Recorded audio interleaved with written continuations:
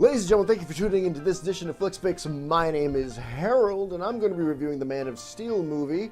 There's going to be 2 reviews for this, and this one will be the non-spoiler edition. If you'd like to see one that's full of spoilers, click on the handsome gentleman in the video that's been playing over here to the side. If not, let's just kick off the intro. It's time for movie and TV news. Flix Fix with Harold the Film Geek. So, my review for this movie is, well, this movie is actually something very interesting.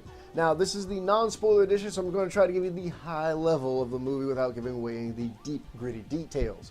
With that being said, this Man of Steel movie is not like any other Superman movie before. I won't say it can even be compared to the one with Christopher Reeves, and I can definitely say it was much better than what you would say from Brandon Routh, because Brandon Routh was a joke. All that being said, though, this movie, it did some things that I thought was a bit interesting, such as giving a better explanation of what's going on the planet Krypton.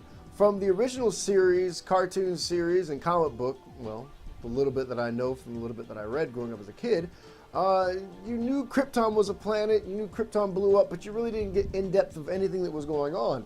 This movie tried to rectify that by giving Krypton more of a backstory so that you actually felt like you knew more than Superman did of his own home planet, and because of that, it gave you a better idea of what was going on. Of course, as we all know, General Zod was the villain in this movie, but he played a very interesting role as a villain, not as a villain who wants to destroy Earth as per se as you see in normal movies, but he was more so someone who was trying to rectify his planet's misgivings.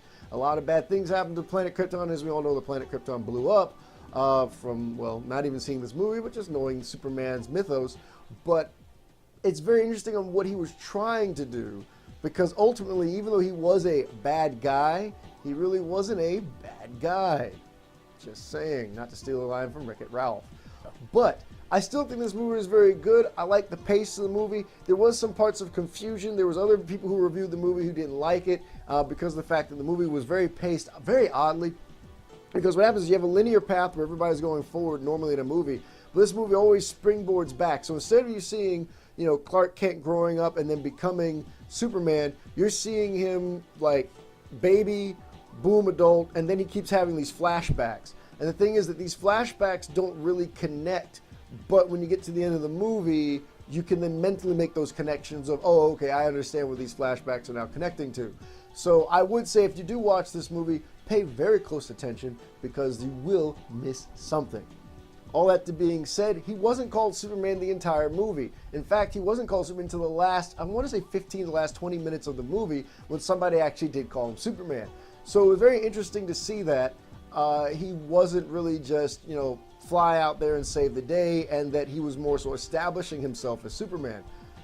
I don't know. It didn't play very well with a lot of people. I actually thought it was a different take because we normally see Superman as being a beloved character, and this is Superman still not being known to the world around him. But with all that being said, guys, I'm going to give this movie a strong 4 out of 5, and as I end every episode of Flix Fix, if I don't talk to you soon, well, I guess we're just going to talk to you later. See ya.